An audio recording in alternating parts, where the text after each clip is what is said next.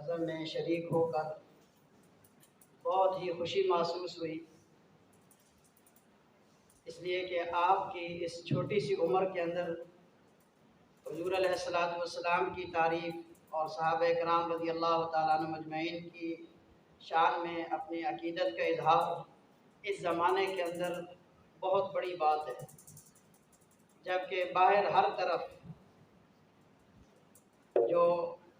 غیروں نے ایک سما بچھایا ہوا ہے اور وہ اللہ اور اس کے رسول کے خلاف اور دین اسلام کے خلاف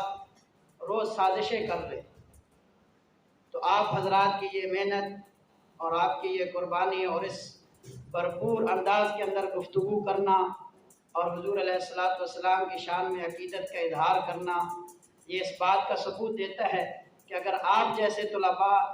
انشاءاللہ زندہ رہے اور اس محنت میں لگے رہے اور اسی طرح اپنی کارکردگی کا اظہار کرتے رہے تو انشاءاللہ اسلام کو مٹانے والے نہ رہیں گے انشاءاللہ۔ تو استقامت بہت بڑی دولت ہے، استقامت کے ساتھ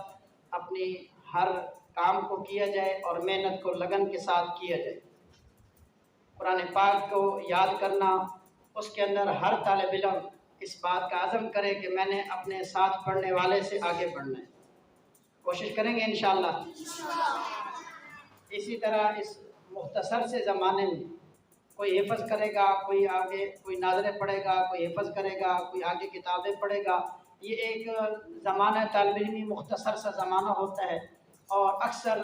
جو طلباء غفلت میں زندگی گزارتے ہیں ان کو پتہ بھی نہیں چلتا اور یہ وقت ختم ہو جاتا ہے۔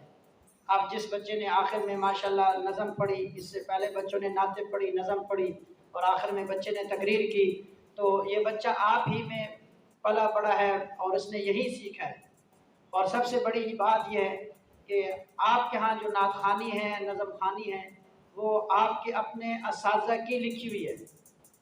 کوئی بار کے نعت خوان ہوتے ہیں تو وہ کسی نعت خوان کی نعت خوانی لے آتے ہیں اور اس کا لہجہ جو ہے وہ کوئی کہاں سے ریسرچ کرتا ہے، کوئی کہاں سے سنتا ہے تو وہ اس کا لہجہ بنانے کی کوشش کرتا ہے۔ آپ کے یہاں سب سے بڑی سعادت کی بات اور سب سے بڑی فخر کی بات یہ ہے کہ آپ خود ہی یہاں تیار کرتے ہیں اور آپ کے اساتذہ آپ کو تیار کر کے دیتے ہیں۔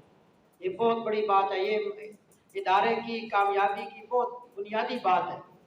بعض لوگ دوسرے اداروں کو نقل کرتے ہیں کہ دوسرے ادارے کیا کرتے ہیں، الحمدللہ آپ کے ہاں تربیتی ماحول، ہم آپ کے پاس رہے 3 دن، ماشاءاللہ بہت سنجیدہ طلباء ہیں، بہت باادب طلباء ہیں آپ، بس اللہ تعالیٰ آپ کو مزید ترقی نصیب فرمائے اور مزید آگے بڑھنے کی کوشش کی جائے۔ ترقی انسان کی اس وقت رک جاتی ہے جس وقت کے طالب علم یہ سمجھتا ہے کہ بس مجھے آتا ہے۔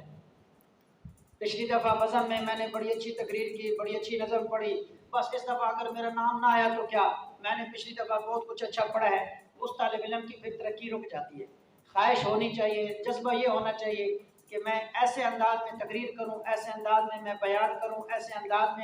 میں نظم پڑھوں، نعت پڑھوں کہ اساتذہ اگلی دفعہ پھر میرا نام لینے پر مجبور ہوں۔ اگر اس جذبے کے ساتھ آپ اپنے طلباء کے سامنے اپنا معافی ضمیر ظاہر کریں گے، اپنے دل کی بات کھول کر رکھیں گے تو اللہ سبحانہ و تعالیٰ پھر آگے آنے والی جو مستقبل کی زندگی ہے بہت بڑے اعلیٰ پیمانے پر اللہ تعالیٰ قبول کریں گے۔ بہت بڑے بڑے ہمارے موجودہ علماء جنہوں نے بچپن میں یہی اسی طرح اداروں میں سیکھا ہے، اب کس کس کا آدمی نام لے، انہوں نے کیسے کیسے سیکھا، تو اسی طرح بچپن میں تقریر کرتے تھے، تلاوت کرتے تھے، نعت پڑھتے تھے، آج اللہ تعالیٰ نے ان کو ایسا مقام دیا ہے کہ بڑے بڑے علماء ان کے سامنے سر جھکاتے ہیں۔ تو اس لیے محترم بھائی دوستو، خود کوشش کرو، اساتذہ سے رہنمائی لو۔ جو طالب علم اپنی مرضی سے چلتا ہے وہ کامیاب نہیں ہوتا، جو طالب علم اپنے اساتذہ سے رہنمائی لیتا ہے اللہ سبحانہ و تعالیٰ اس کو آگے بڑھاتے ہیں۔ اساتذہ سے محبت، اساتذہ کے ساتھ تعلق، اساتذہ کے قریب رہنا، اساتذہ سے اپنے ہر مسئلے کو بیان کرنا کہ جی میں ایسا سبق یاد نہیں ہوتا ہے، سبق کیسے یاد کروں، تقریر یاد نہیں ہوتی، اس کو کیسے یاد کروں، تو انشاءاللہ پوچھ کر کرتے رہیں گے، اللہ سبحانہ و تعالیٰ ہر موقع پر اللہ تعالیٰ آپ کو آگے بڑھائیں گے، کوشش کریں گے انشاءاللہ۔ اللہ سبحانہ و تعالیٰ عمل کی توفیق نصیب کرے۔